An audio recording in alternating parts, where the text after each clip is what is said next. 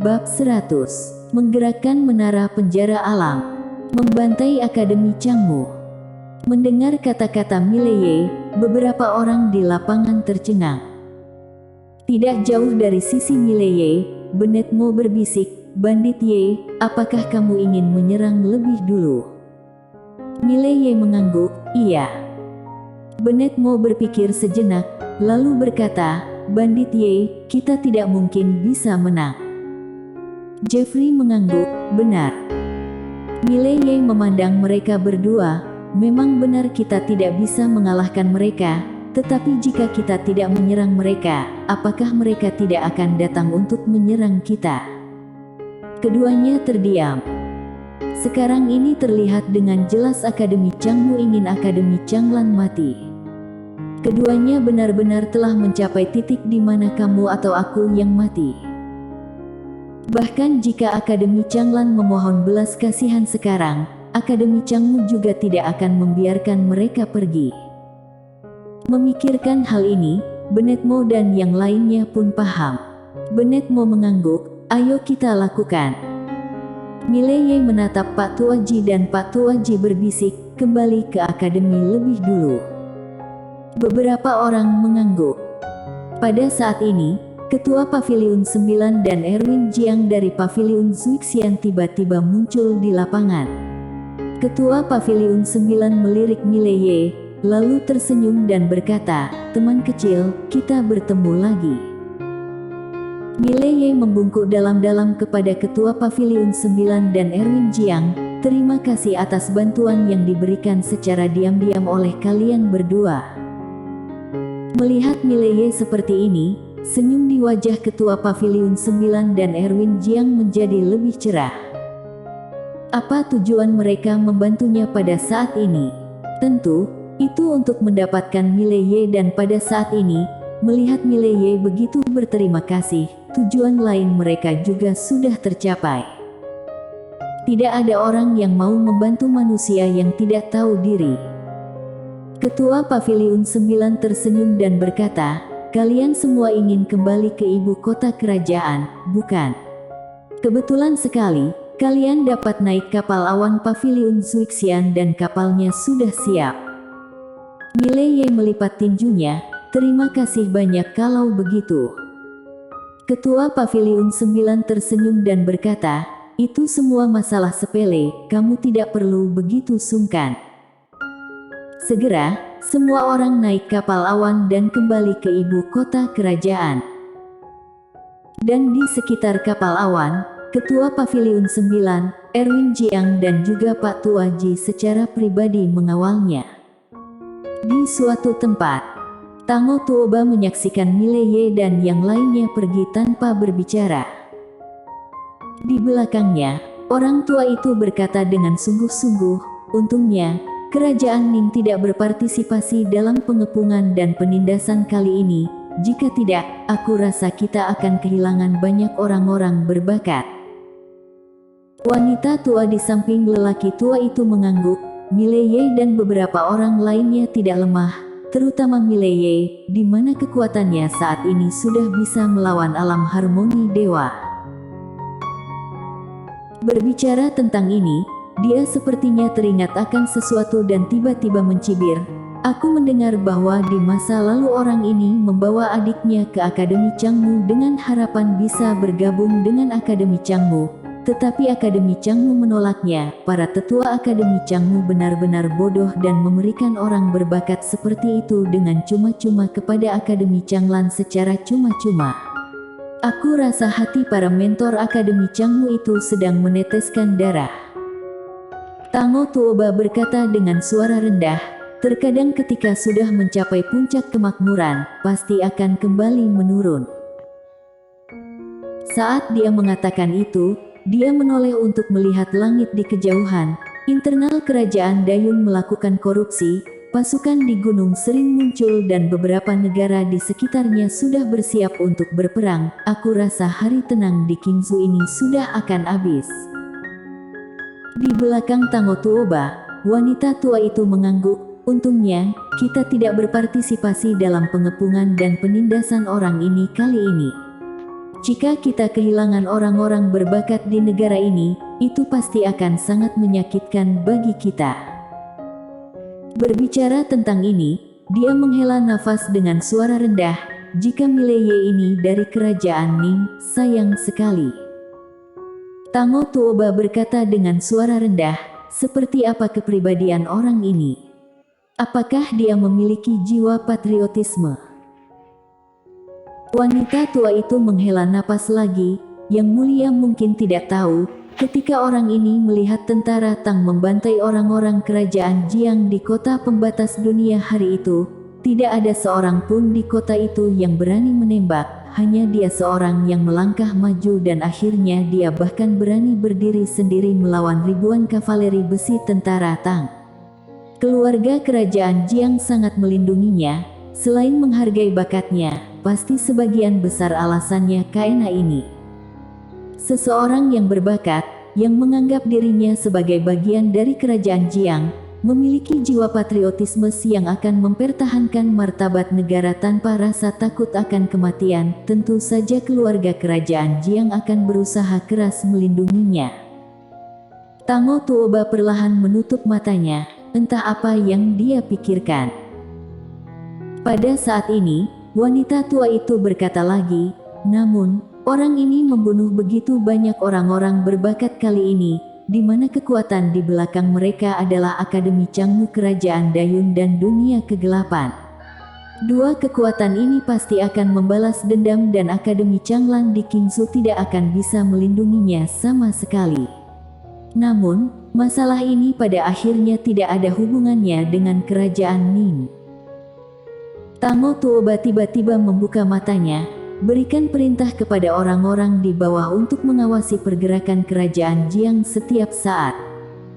Wanita tua itu ragu-ragu, lalu mengangguk, baik. Tango Tuoba berbalik dan pergi.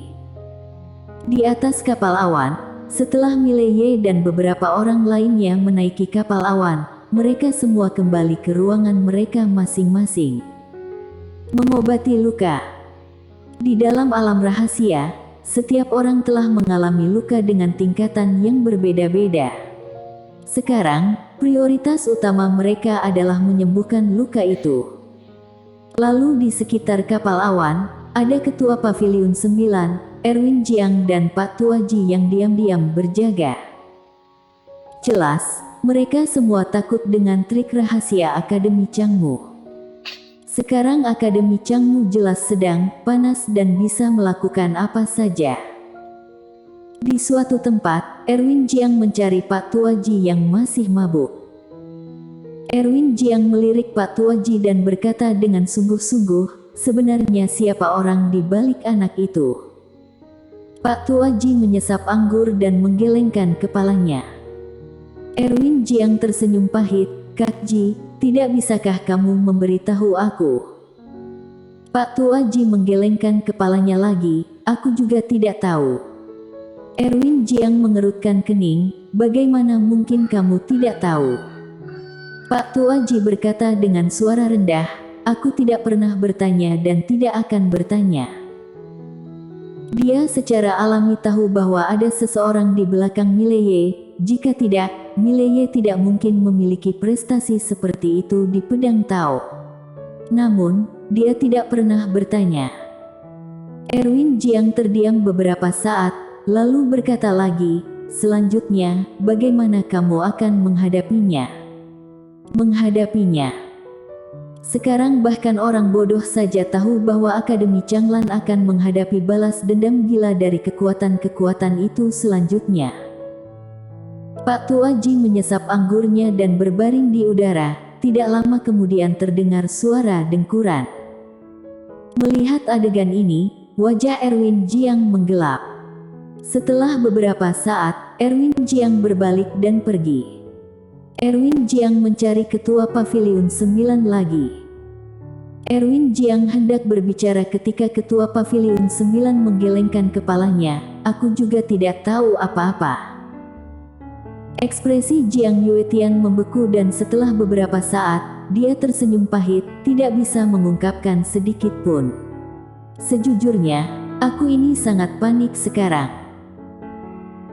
Ketua Paviliun 9 berkata dengan sungguh-sungguh, perbuatan Akademi Changmu seperti ini benar-benar kelewatan akademi yang hina dan tidak tahu malu ini. Paviliun Suixian adalah orang pertama yang tidak menyukainya, jadi tidak peduli apakah ada orang di belakang dia atau tidak, Paviliun Suixian akan berdiri di sisinya. Di dunia ini, perlu ada keadilan. Mulut Erwin Jiang sedikit berkedut. Aku malas mendengarkan omong kosongmu.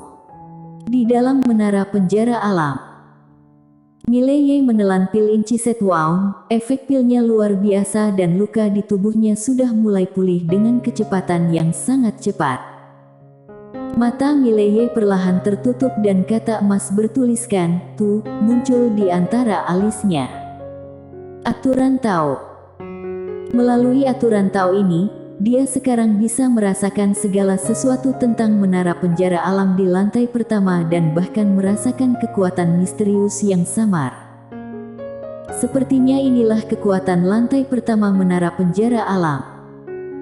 Wanita misterius memberitahunya bahwa dia sekarang dapat mengendarai lantai pertama menara penjara alam untuk menghadapi musuh, tetapi itu sangat berbahaya. Jika itu bukan saat yang paling berbahaya, sebaiknya jangan menggunakannya.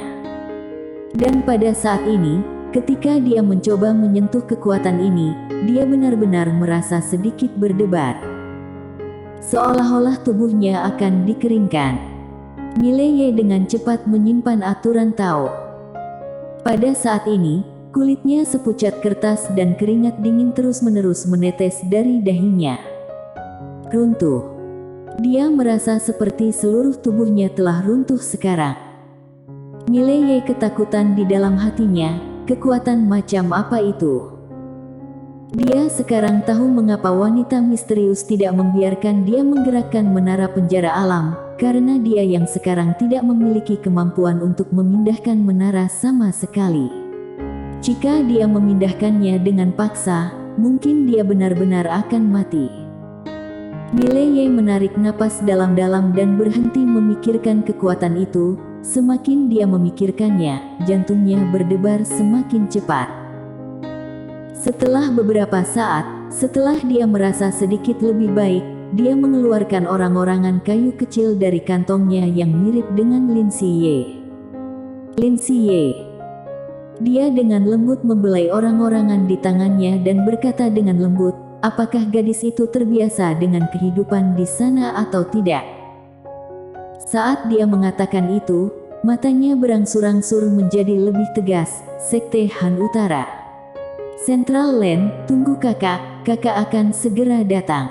Pada saat itu kakak akan membuat dunia tidak berani menindasmu ketika mendengar nama kakak. Setelah berbicara, dia menyimpan orang-orangan kayu kecil itu. Berusaha.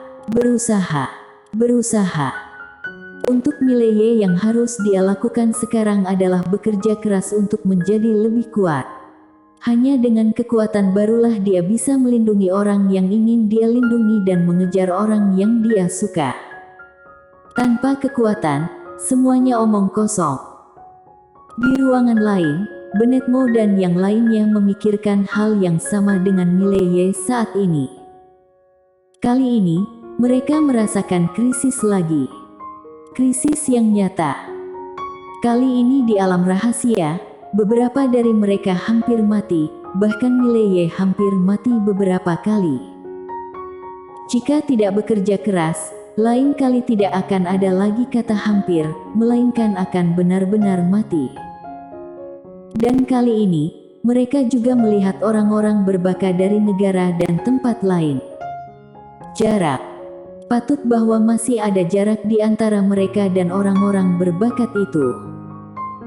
Baik untuk Akademi Changlan atau untuk diri sendiri, mereka harus berusaha keras. Baik itu Mileye atau yang lainnya, beberapa perubahan telah terjadi dalam pemikiran mereka. 2 hari kemudian, kapal awan tiba di ibu kota kerajaan. Setelah kapal awan mendarat, Mileye dan 3 orang lainnya turun dari kapal awan. Mereka berempat tidak kembali ke Akademi Changlan, melainkan langsung menuju Akademi Changmu. Sepanjang jalan, banyak orang mengikuti. Tentu saja, kebanyakan dari mereka mengikuti untuk menonton pertunjukan.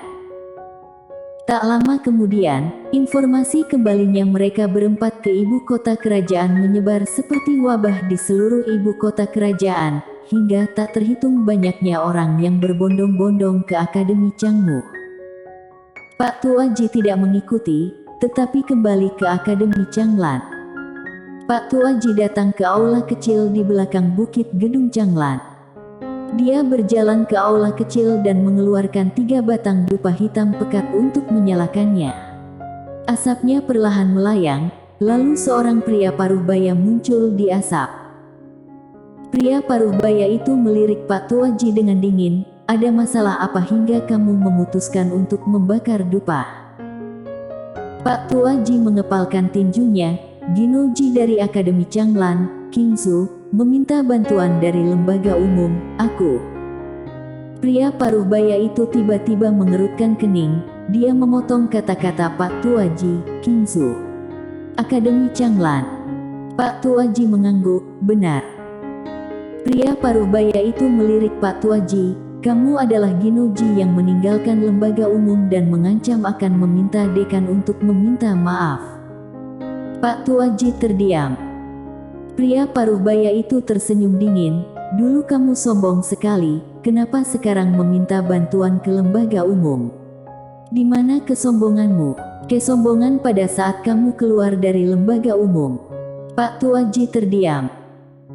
Pada saat ini, pria paruh baya itu berkata dengan dingin, "Kamu mungkin tidak tahu, kamu telah dikeluarkan dari lembaga umum dan sekarang kamu bukan lagi murid Akademi Changlan. Sedangkan mengenai Akademi Changlan di Kingsu, aku atas nama Akademi Changlan memperingatkan kamu bahwa Akademi Changlan tidak pernah membuka cabang di Kingsu dan tidak akan mengakui bahwa Akademi Changlan yang kamu buka di Kingsu serta kamu tidak diperbolehkan membuka akademi di Kingsu tanpa izin dengan menggunakan nama Akademi Changlan. Jika tidak, Akademi Changlan tidak akan mengampunimu." Setelah berbicara, itu segera menghilang. "Dihapus." Pak Tuaji berkata dengan lesu, "Aku telah dihapus." Bersambung.